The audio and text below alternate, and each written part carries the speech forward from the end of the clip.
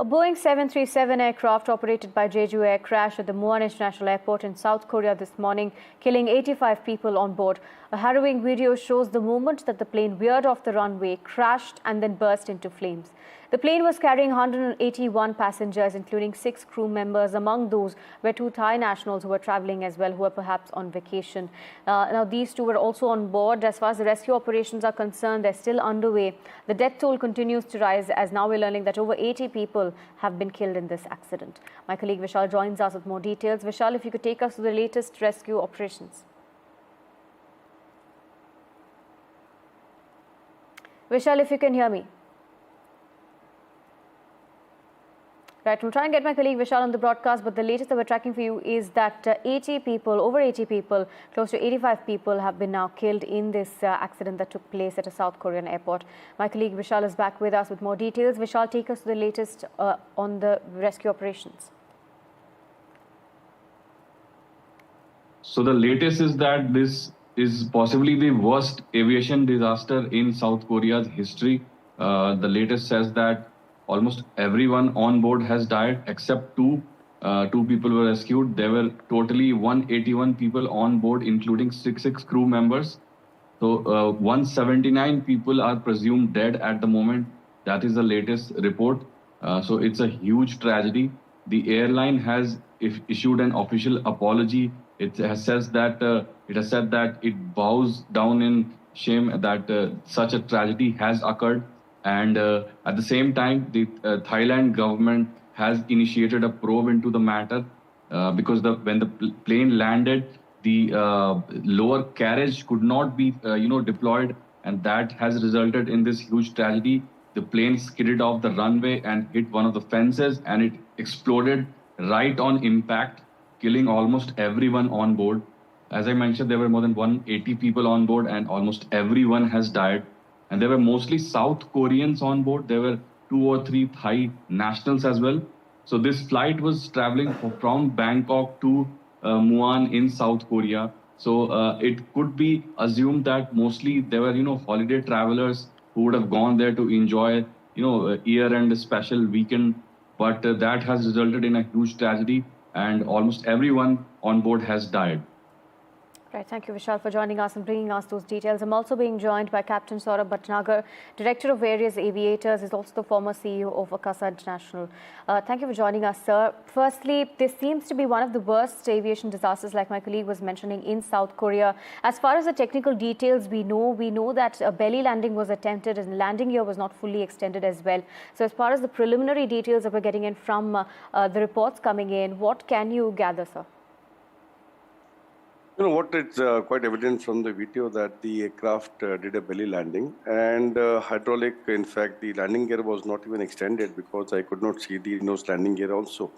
And Boeing 737 has a hydraulic system for landing gear, but they have an emergency landing gear system also. And that is totally independent of the hydraulic, and with that the manual lever is there. And they have got the cables and the linkages mechanical, which extends the landing gear. So it's very too early to say anything what exactly and why it was not extended. And it is very evident that they did a belly landing.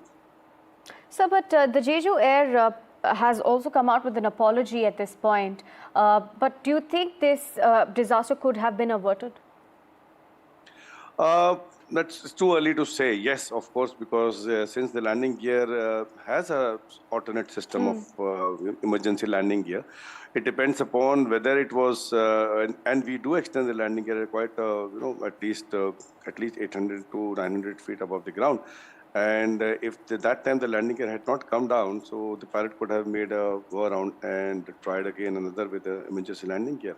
Or maybe it appears that it collapsed, but the nose landing gear was not visible at all. So that's too early now. The inquiry will say what exactly happened. But yes, there was no landing gear deployment, which is quite evident from the video what we saw.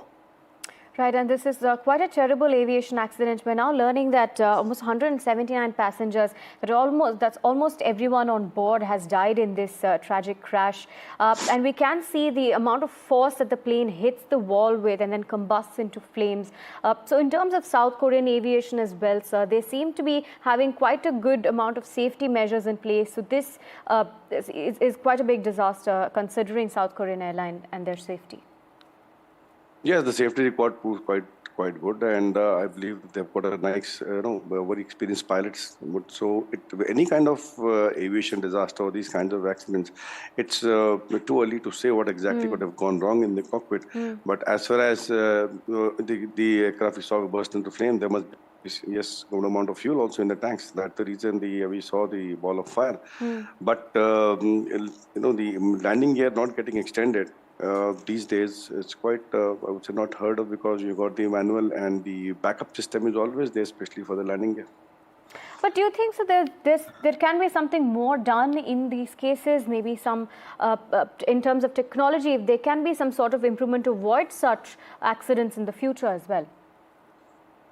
We have these days. It's all these days. It's fly-by-wire system, hydraulically operated. All the systems. So we have a backup of mechanical backup. And Boeing 737 has got a cable and a mechanical linkages that got nothing to do with electrical and anything to do with hydraulic.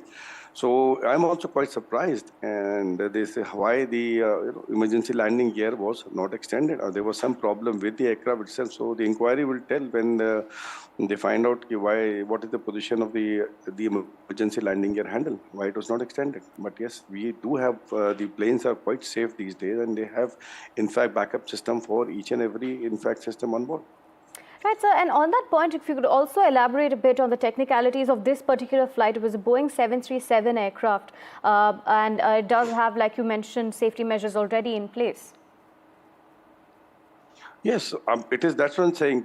You have the aircraft has a emergency backup system also. Every aircraft has got an emergency backup system. In fact, the landing gear, especially, just to avoid that, in case you have a hydraulic failure, like we saw in the Azerbaijan crash, where the hydraulic pipelines had totally busted, and the aircraft was not, they were not able to control the aircraft. So landing gear is a very important system in the aircraft. They have a system which is independent of the hydraulics. That is why you have everything is mechanical linkage and everything is there for that. Thank you for joining us, Mr. Bhatnagar, and bringing us those details and sharing us and bringing some insight into this particular story. Thank you. Thank you so much. Thank you.